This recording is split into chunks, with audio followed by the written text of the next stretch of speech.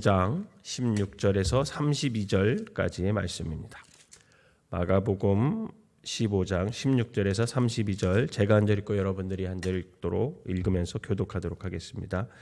군인들이 예수를 끌고 브라이도리언이라는 뜰 안으로 들어가서 온 군대를 모으고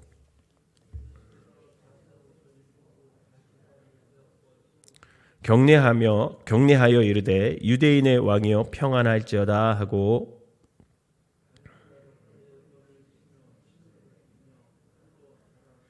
희롱은 다 한 후 자색 옷을 벗기고 도로 그의 옷을 입히고 십자가에 못 박으려고 끌고 나가니라.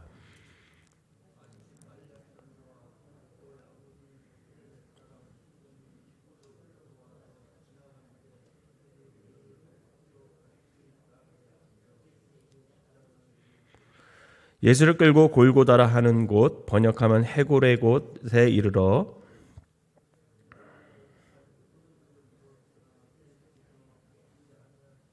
십자가에 못 박고 그 옷을 나눌세 누가 어느 것을 가질까 하여 제비를 뽑더라.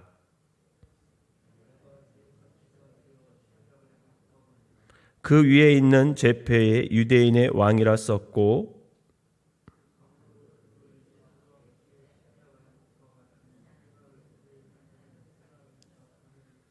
지나가는 자들은 자기 머리를 흔들며 예수를 모욕하여 이르되 아하 성전을 헐고 사흘에 짓는다는 자여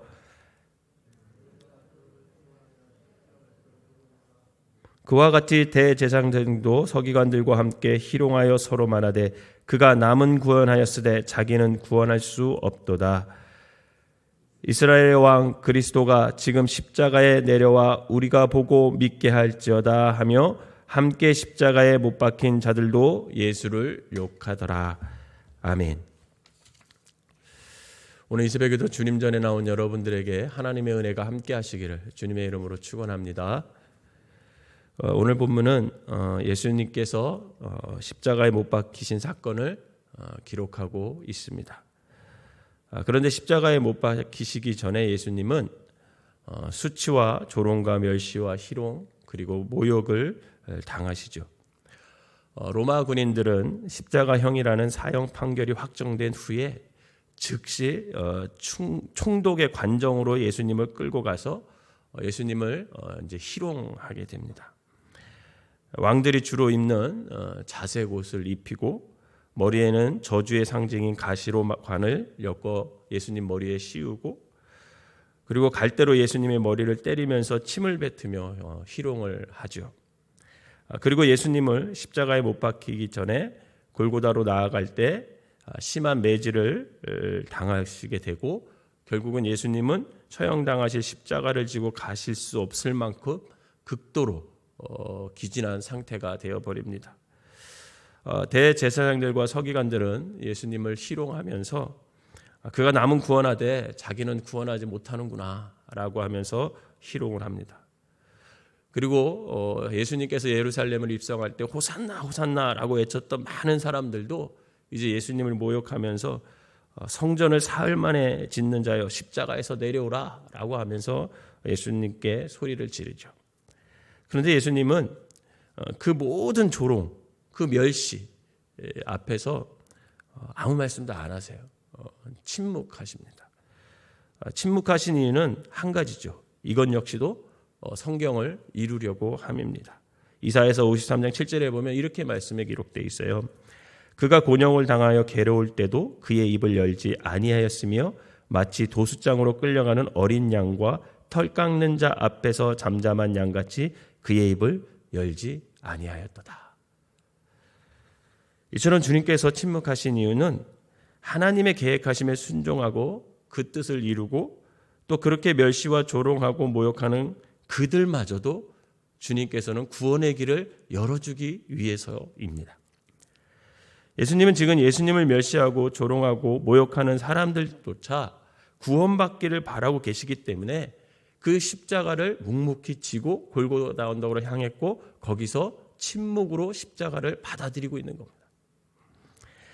그러나 그 침묵 속에 가려져 있는 그 예수님의 고통, 괴로움과 슬픔 그리고 더 나아가서 죄의 무서움과 대가를 이 장면을 보고 우리 그리스도인들은 느낄 수가 있어야 된다는 거죠.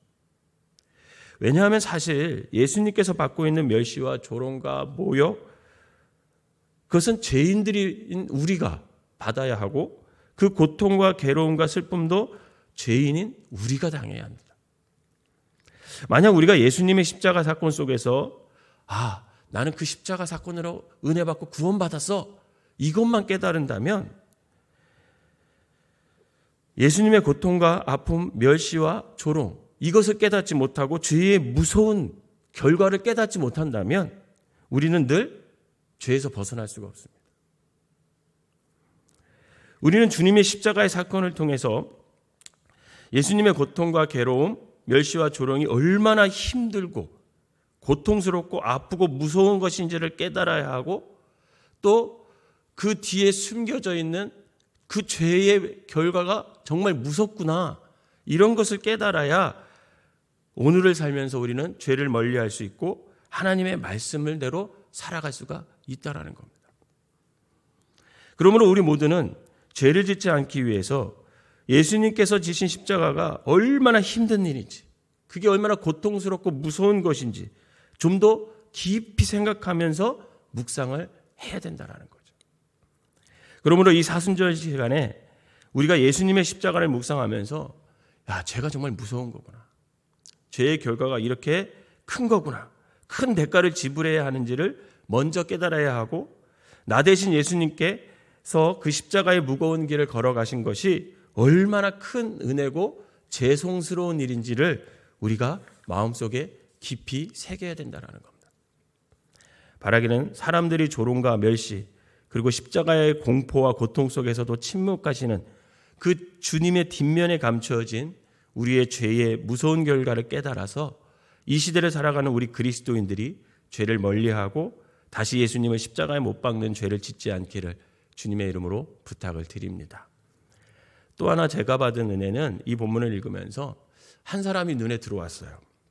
그 사람이 누구냐면 알렉산더와 루포의 아버지인 구레네 사람 시몬이라는 사람이에요. 이 사람이 억지로 대신 예수님의 십자가를 지었다, 이렇게 성경은 기록하고 있습니다. 21절을 한번 읽어볼까요, 여러분? 우리 21절을 한번 읽어보겠습니다. 시작. 마침 알렉산더와 루포의 아버지인 구레네 사람 시몬이 시골로부터 와서 지나가는데 그들이 그를 억지로 같이 가게 하여 예수의 십자가를 지우고, 이렇게 기록되어 있습니다. 결국 억지로 지은 이 십자가가 구레네 사람 시몬의 가문을 초대교회의 위대한 신앙의 가정으로 바꾸어 놓았다는 거예요. 로마서 16장 13절에 보면 루포가 등장하거든요. 로마서 16장 13절에 이렇게 기록되어 있어요. 주 안에서 택하심을 입은 루포와 그의 어머니에게 문안하라. 그의 어머니는 곧 내 어머니라. 이게 이제 바울이 로마 교회에 편지를 보내면서 쓴 글 안에 이렇게 기록되어 있는 겁니다. 오늘 본문을 통해 마가도 루포를 구레네 사람 루포와 알렉산더와 루포의 아버지는 구레네 사람 시몬을 소개하고 있지만 바울도 로마 성도들에게 루포의 아버지가 예수님의 십자가를 대신 지었던 그 사람의 가문에 대해서 소개를 하고 있는 겁니다. 분명한 것은 시몬이 억지로 예수님의 십자가를 지었던 것 때문에 그의 가문은 믿음을 가지게 됐고 바울도 인정하는 초대교회의 믿음의 가문이 될 수 있었다라는 거죠. 오늘 본문에서 모든 사람이 예수님을 조롱하고 욕을 합니다. 심지어는 예수님 양옆에 있는 강도들까지 예수님을 조롱을 해요. 근데 구레네 사람 시몬은 대신 십자가를 지고 예수님과 골고다 언덕까지 동행을 하게 됩니다. 결국 그 동행이 구레네 사람 시몬의 인생을 완전히 바꿔놓았고 그 가문은 초대교회의 위대한 믿음의 가정이 될 수 있었던 거죠. 사랑하는 성도 여러분, 믿음의 명문 가문은 그냥 되는 것이 아닙니다.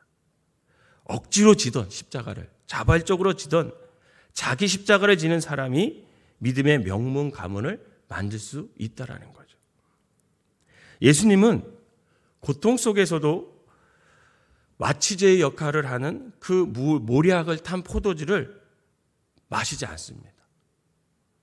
예수님은 십자가 위에서도 그 고통과 그 모든 것을 다 참아내면서 그냥 적당히 쉬운 길 이렇게 가는 것이 아니라 그 고통을 다 받으면서 죄가 얼마나 무섭고 두려운 것인지를 사람들에게 보여주고 있는 거죠.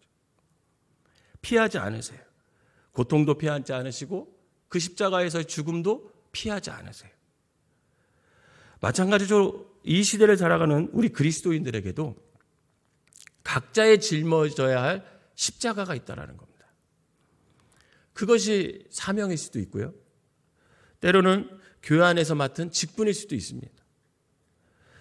때로는 나에게 동반자로 맡겨준 남편일 수 있고 아내일 수도 있어요. 자녀가 우리의 십자가가 될 수도 있죠. 또 시부모님도 십자가가 될 수 있고 내가 지금 갖고 있는 병도 십자가가 될 수 있어요. 가난도 십자가가 될 수 있죠. 각자의 십자가는 다 다를 수 있지만 내게 주어진 그 십자가의 길을 희석시키거나 적당히 피하지 말고 우리가 철저히 주님의 말씀을 바탕으로 그 십자가를 지고 갈 수 있다면 여러분 우리는 참된 그리스도인들이 될 수 있다라는 겁니다. 그리고 그 십자가를 지는 그 사람들로 인해서 결국은 하나님의 뜻은 이루어질 것이고 믿음의 대를 이어서 계속해서 흘러가게 될 것이라는 거죠. 바라기는 십자가 앞에서 침묵하시는 그 예수님의 뒷면에 감추어진 그 무서운 죄의 결과를 깨달아서 늘 죄와 멀리하는 삶을 살아가시고 우리에게 맡겨진 자기 십자가를 외면하지 말고 믿음으로 잘 감당하여 하나님의 뜻을 이루고 믿음의 명문 가문을 만들어 가시기를 주님의 이름으로 축원합니다. 기도하겠습니다. 사랑과 은혜가 충만하신 하나님 아버지 감사합니다. 그 무서운 죄의 결과로 우리의 죄의 결과로 결국은 예수님께서 십자가를 지십니다. 십자가를 지시면서 예수님은 한마디도 하지 않으시고 침묵으로 그 무서운 십자가의 고통과 죽음을 다 온몸으로 받아들이는 예수님을 오늘 성경을 통해 만납니다. 주님, 우리의 죄를 용서하여 주시고 그 십자가에 감추어져 있는 그 주님의 침묵 속에 감추어져 있는 무서운 죄의 결과를 늘 우리가 깨달아 하나님의 말씀 안에서만 걸어가게 하여 주시옵소서. 그리고 이 땅에 살면서 주님께서 맡기신 아버지 우리에게 맡기신 십자가를 외면하지 말고 그것을 믿음으로 잘 감당하여서 하나님의 뜻을 이루고 믿음의 대를 이어줄 수 있는 참 그리스도인들이 되게 하여 주시옵소서. 오늘 하루도 살아갑니다. 하나님께서 함께하여 주시고 우리의 삶을 주관하여 주시고 성령님께서 인도하여 주셔서 우리의 마음, 우리의 생각, 우리의 행동, 우리의 말하는 모든 것을 주님께서 인도하시는 대로만 살아갈 수 있는 귀한 한 날이 되게 하여 주시옵소서. 또한 천군 천사가 지켜주셔서 악한 영들이 우리를 해하지 못하도록 하나님 우리를 지키시고 그로 인해 우리가 가는 곳마다 그리스도의 향기를 낼 수 있는 믿음의 사람들 되게 하여 주시옵소서. 이 새벽에 나와서 기도하는 모든 성도들을 불쌍히 여기시고 아버지 저들의 기도가 하늘에 상달되어서 그 기도가 하나님의 가장 뜻하시는 때에 저들이 가장 좋은 때에 응답받는 놀라운 역사들이 일어나게 하여 주시옵소서. 예수님의 이름으로 기도하옵나이다. 아멘.